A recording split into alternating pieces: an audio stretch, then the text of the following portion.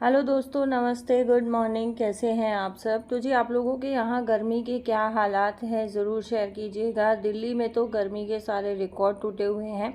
42-43 degree temperature है। आप देखें सुबह सुबह 6 बजे कितनी कड़क धूप है, अंदर तक धूप जा रही है। ये तब है जब मेरी बालकनी में उगता सूरज आता है। ये सुबह सुबह की धूप अच्छी होती है, लेकिन अभी गर्मी ज़्यादा होने के कारण ये धूप भी बर्दाश्त नहीं होती। आप मेरा मुंह देखें, बिल्कुल लाल हो रहा है धूप के कारण। सुबह सुबह कोशिश करती हूँ कि बहुत जल्दी उठ के जो है काम निपटा लूँ, लेकिन आप सोचें 5 बजे से भी जल्दी मैं क्या उठूँ। 5 पौने 5 उठती हूँ, लेकिन फिर भी जो है काम थोड़ा बहुत करते करते इतनी धूप हो ही जाती है। यहाँ जो है आज मैं कपड़े फैलाने के लिए आई हूँ छोटी वाली बालकनी में, जो मेरे बेडरूम से अटैच है, क्योंकि इस वाली बालकनी में फिर भी थोड़ी सी कम धूप मुझे लग रही थी। सीधा मुंह पे सूरज नहीं लगता है। दूसरी वाली बालकनी में सीधा मुंह पे सूरज लगता है। तो एक लॉट के कपड़े जो है वहाँ मैं फैला चुकी हूँ, दूसरे लॉट के कपड़े मैंने यहाँ पे फैला दिए हैं। ऐसे तो बहुत तेज़ हवा भी चल रही है, लेकिन हवा को ठंडा नहीं बोल सकते हैं, क्योंकि धूप बहुत तेज़ है और धूप आते ही ना हवा में थोड़ी बहुत गर्मी आ ही जाती है। सुबह सुबह जब तक सूर्य उदय नहीं होता है तब तक हवा बहुत ठंडी रहती है। धूप नहीं चढ़ती है तब तक जो है हवा बहुत ठंडी रहती है, लेकिन जैसे जैसे धूप चढ़ती है ना, वैसे वैसे ये ठंडी हवा भी लू का रूप ले लेती है और काम करने में बहुत ज़्यादा डिफ़िकल्टी होती है। बस इसी वजह से मेरी कोशिश रहती है। और यहाँ आप देखें, मेरा ट्राइपॉड भी गिर गया था हवा के कारण, तो बस मैंने फिर ट्राइपॉड ठीक किया और फिर से लग गई मैं अपने काम पे। तो हवा बहुत तेज़ हवा चल रही है और जो है हवा में ना कपड़े फैलाने भी बहुत मुश्किल हो रहे थे, क्योंकि मैं जैसे कपड़ा फैला रही हूँ, हवा आ रही है तो कपड़ा इधर उधर उड़ रहा है। और मेरी आदत है कपड़ों को फटकार फटकार के सुखाने की। मैं ऐसा कैसा उठाया और ऐसा कैसा नहीं डालती हूँ। कपड़ा फटकार के सुखाने के ना भी 2-3 फ़ायदे हैं। सबसे बड़ा फ़ायदा तो ये है कि कपड़ों में रिंकल्स नहीं रहता है।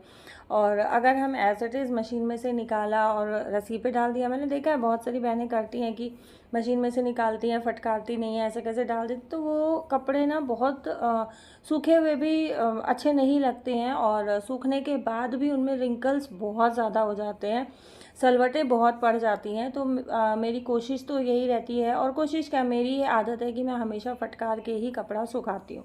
बाहर कपड़े फैलाने के बाद मैं आ गई हूँ बेडरूम में। जैसे मैंने आपको लास्ट व्लॉग में शेयर किया था कि ये प्रेस वाले कपड़े आए थे, तो बस यहाँ पे कपड़े जो है छांट रही हूँ अलग अलग। मेरे लकी के और इनके जो ऑफिस के कपड़े हैं उनको अलग अलग तीनों जगह रख दूँगी, और उसके बाद फिर जिसके जो कपड़े हैं वो मैं कबर्ड में लगा दूँगी। अच्छा, बहुत सारी बहनें पूछ रही थी, डेली कमेंट्स आते हैं कि खुशी कहाँ गई है, खुशी कहाँ गई है।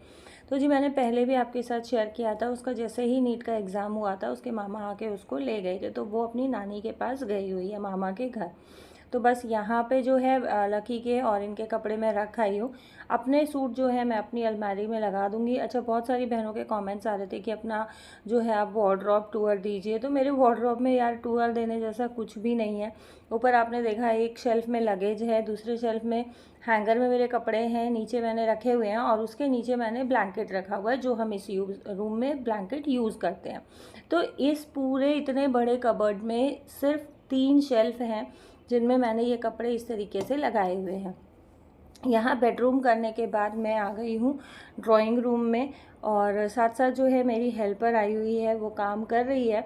तो बस मेरा ये रहा कि चलो ठीक है, जब तक ये काम कर रही है तब तक मैं अपना डस्टिंग वगैरह का और बेडशीट्स वगैरह जो भी मुझे झाड़ के बिछानी है, बेड्स ठीक करने हैं, वो काम कर लेती हूँ। क्योंकि देखो, अगर सफाई हो रही है उसके साथ साथ ये काम हो जाता है ना, तो घर की रौनक ही अलग होती है। घर का एक बहुत प्यारा सा लुक आता है, बहुत अच्छा लगता है, और मन को बहुत शांति होती है कि हमारा घर पूरा साफ़ सुथरा हो गया है। उसके बाद बाकी कामों में भी मन लगता है। लेकिन अगर घर मैसी पड़ा रहता है, बेड्स ऐसे ही पड़े रहते हैं, तो बाकी कामों में भी मन नहीं लगता। तो मेरी कोशिश रहती है कि मैं सबसे पहले अपने घर की पूरे की साफ़ सफाई कर दूं, घर को अच्छे से ऑर्गेनाइज़ कर दूं, क्योंकि मुझे पता है कि लकी उठने के बाद तो फिर ये ऐसे ही हो जाना है। तो कोशिश रहती है लकी उठने से पहले एक बार मैं सारी चीज़ें जो है ठीक कर दूं, अपनी जगह पे रख दूं। उसके बाद फिर मैं शांति से अपना किचन का या बाकी के जो भी मुझे काम निपटाने हैं वो मैं निपटा सकती हूँ। अच्छा, यहाँ काम ख़त्म करने के बाद मैं आ गई हूँ नारियल पानी लेके आपके कमेंट्स देखने के लिए। लास्ट वीडियो के कमेंट्स को मैंने रिप्लाई नहीं किया है, सिर्फ हर्ट दिया है। रीज़न क्या है वो व्लॉग में मैं आगे आप लोगों के साथ शेयर करूँगी, लेकिन मैंने पढ़े सारे कमेंट्स थे। और बहुत सारी बहनों के ना कमेंट्स आते हैं कि आपके बच्चे बड़े हैं दीदी, आप एक बार काम कर देते हो तो आपका काम एज इट इज़ रहता होगा, क्योंकि बड़े बच्चे फैलाते नहीं हैं, बड़े बच्चे काम खराब नहीं करते हैं, काम बढ़ाते नहीं हैं, तो इसलिए आप आसानी से कर लेते हो। हमारे छोटे बच्चे हैं। पर्सनल में भी कई बार कई बहनों से बात होती है, व्हाट्सएप पे, इंस्टाग्राम पे या मेल पे बहुत सारी बहनों से बात होती है, तो उनका भी यही परसेप्शन रहता है कि हमारे बच्चे छोटे हैं, हमारे बच्चे ज़्यादा फैलाते हैं, आपके बच्चे बड़े, आपके बच्चे नहीं फैलाते होंगे। तो बड़े बच्चों का कारनामा आप ये देखें, बच्चे छोटे हों या बच्चे बड़े हों, सबके घरों में यही हाल रहता है। मम्मियाँ सिर्फ और सिर्फ काम करने के लिए बनी होती हैं, मम्मियाँ सिर्फ और सिर्फ घर को मेंटेन करके रखने के लिए बनी होती हैं, मम्मियाँ सिर्फ और सिर्फ बच्चों के मचाए हुए कबाड़ को समेटने के लिए होती हैं। अब चाहे उन मम्मियों के बच्चे छोटे हों या उन मम्मियों के बच्चे बड़े हों। यहाँ आप पर्दों का हाल देखो, पर्दों में बताओ, पर्दों में भी वो क्या कर रहा था, बट उसको टीवी देखते देखते कुछ ना कुछ खुरापात उसको चाहिए होती है। अभी जो है लंच बन गया है, लंच के लिए मैंने बनाया है दाल चावल, नहाने गया है, तब तक मैंने सोचा आप लोगों को मैं दिखा देती हूँ कि अभी मैंने थोड़ी देर पहले ये सब साफ किया था, आप लोगों के साथ शेयर किया, आप लोग ऑलरेडी देख चुके हो। और अभी आप ये देखो टेबल कहाँ से कहाँ इसने पहुँचा दी है और सारा हाल देखो। तो ये सिर्फ एक ना जो बोलते हैं थिंकिंग हो जाती है कि जिनके बच्चे बड़े हैं उनके बच्चे नहीं फैलाते हैं। ये सिर्फ एक परसेप्शन बन गया है कि जिन माओं के बच्चे बड़े हो गए हैं वो सुखी हैं, तो ऐसा नहीं है। इस मामले में शायद कोई भी मम्मी सुखी नहीं होगी, इस मामले में कि बच्चे घर नहीं फैलाते हैं या बड़े घर नहीं फैलाते हैं। तो इस मामले में हर मम्मी एक बराबर है, चाहे जिनके बच्चे छोटे हैं चाहे जिनके बच्चे बड़े हैं। तो जी अभी बस खाना खाएंगे, खाना खा के थोड़ी बहुत देर रेस्ट करेंगे, उसके बाद मैं आपसे मिलूंगी इवनिंग में।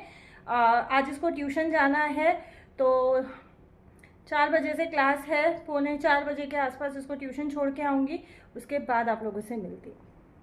तो जी खाना वगैरह खाने के बाद थोड़ा सा रेस्ट किया और अभी टाइम हो गया है शाम का। कपड़े उतारने आई तो देखा लकी की एक टी शर्ट नीचे वालों के शेड पे है। हमारे नीचे जो फ्लैट है उसके शेड पे लकी की टी शर्ट गिरी हुई है, पिजन नेट से क्रॉस हो गई। और आप देखें मैंने ना क्लिप लगाई थी सारे कपड़ों में, हवा इतनी तेज़ है कि वो टी शर्ट क्लिप समेत ही नीचे गिर गई।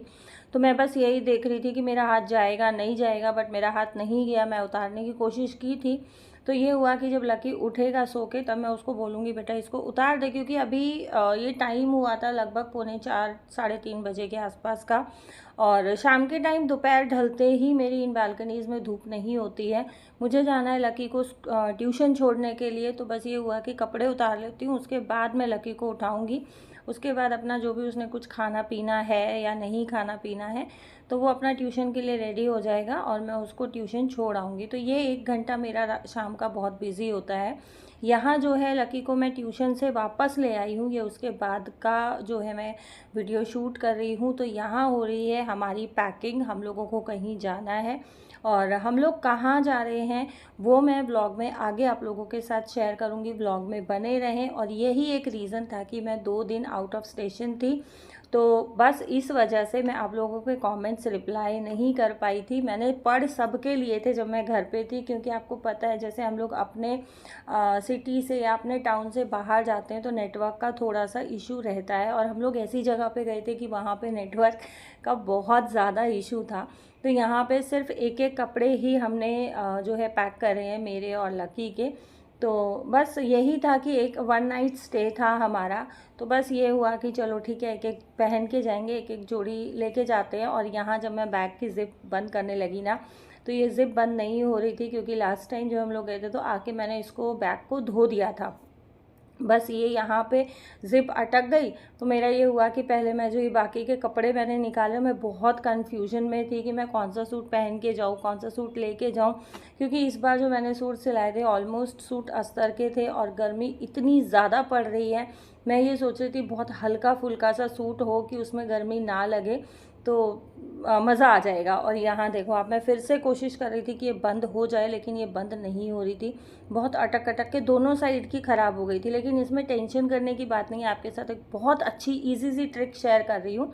इस तरीके से मोमबत्ती ले और पूरी जो ज़िप है दोनों साइड की, जो इसके जो बोलते हैं ना तार होता है या दांत बोलते हैं बहुत लोग, तो उस पर अच्छे से इस मोमबत्ती को घिस दें।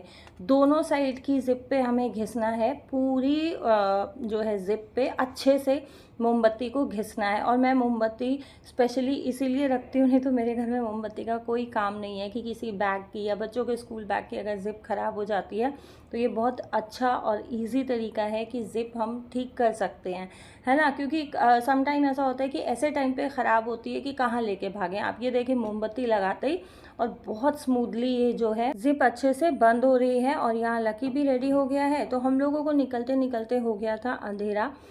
वैसे हमें निकलना था लगभग 5:30 पौने 6 के आसपास, बट इनको आने में देर हो गई, कोई मीटिंग थी, तो इस वजह से हम लोगों को निकलते निकलते काफ़ी लेट हो गया था। अच्छा, पैकिंग मैंने लकी की भी की थी, बट लास्ट मोमेंट पे हुआ कि लकी हमारे साथ नहीं जा रहा है, क्योंकि हम कुछ और फ्रेंड्स के साथ गए थे। तो बस ये हुआ कि दूसरा ड्राइवर हमें नहीं मिला गाड़ी के लिए, तो लकी को हमें छोड़ना पड़ा। और फिर लकी को छोड़ दिया था हमने उसके मामा के घर। जय श्री राम दोस्तों, कैसे हैं आप सब। तो जी हम लोग आए हैं बालाजी महाराज के धाम पे मेहंदीपुर, और यहाँ पे ये कुछ एक स्टॉल्स लगी हुई हैं। और अभी मैं आप लोगों को दिखाती हूँ कि रश कितना है। टाइम हुआ है लगभग 8:30 बजे का। हम लोग काफ़ी देर से लाइन में खड़े हुए हैं, लेकिन लाइन बहुत लंबी है, भीड़ बहुत ज़्यादा। लेकिन जितना हम लोगों ने एक्सपेक्ट किया था कि सैटरडे है, वेकेशंस हैं, उस हिसाब से भीड़ नहीं है। लेकिन हाँ, काफ़ी भीड़ है। और आप देखें, ये 2 लाइनें बनी हुई हैं और पूरा दूर तक लाइन है बाबा के धाम तक। तो बस यहाँ पे लाइन में खड़े हैं, धीरे धीरे पहुँचते हैं। तो जी आ गए हैं बाबा के धाम के अंदर। जितना हो पाएगा आप लोगों के साथ शेयर करूँगी। यहाँ पे ये बालाजी महाराज के सभी रूपों की तस्वीरें हैं। हनुमान जी का बाल रूप, युवा रूप, बहुत सारे जो है जितने भी रूप उन्होंने धारण किए हैं, या जितने भी रूप हनुमान जी महाराज के हैं, तो ये सभी का भगवान श्री राम के साथ, और पंचमुखी हनुमान, तो सभी के आप लोग भी दर्शन कर लीजिए, आप लोग भी जय जयकार कीजिए। और ये हैं बालाजी महाराज, जो मेन अंदर जो मंदिर है इनका, ये 56 भोग का इनका भोग लगता है। तो बस अंदर जो है कैमरा अलाउड नहीं है, इसलिए मैंने मुख्य द्वार से ही आप लोगों के दर्शन करा दिए हैं, क्योंकि अंदर मैं शूट नहीं कर पाऊंगी। तो जी मिलते हैं बाहर निकलने के बाद। बाबा के दर्शन करके बाहर आ गए हैं, और अभी हम लोग चलेंगे 3 पहाड़ वाले मंदिर पे। हम लोग घर से जैसा एक्सपेक्ट करके चले थे ना कि बहुत ज़्यादा भीड़ होगी, बहुत गर्मी होगी, बहुत धूप होगी। तो जी देखें, धूप भी है, गर्मी भी है। और अभी जो है यहाँ का टेम्परेचर था 43 डिग्री, लेकिन बाबा ने शक्ति दी और हम लोग बहुत अच्छे से दर्शन करके आए। बहुत अच्छे दर्शन हुए बाबा के।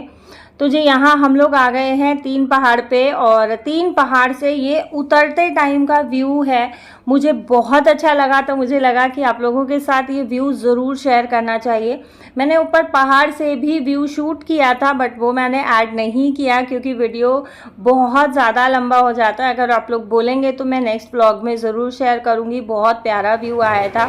और यहाँ हम लोग आ गए हैं, अब नीचे राम मंदिर जा रहे हैं। और राम मंदिर जाते हुए हमने देखा कि बाबा के धाम के आगे ये जो है आज म्यूज़िक का कुछ बैंड वगैरह आया हुआ था, और ये लोग बहुत सुंदर सुंदर भजन गा रहे हैं। यहाँ सब लोग प्रसाद ले रहे हैं। तो बस मैंने तब तक सोचा कि थोड़ा सा शूट करके और आप लोगों के साथ शेयर करती हूँ, क्योंकि ऐसे अच्छे मोमेंट्स बहुत बार शूट करने को नहीं मिलते हैं, बहुत बार आप लोगों के साथ शेयर करने को नहीं मिलते हैं। और बस मुझे लगा कि आप लोगों के साथ शेयर करना चाहिए, बालाजी महाराज के दर्शन आपको कराने चाहिए।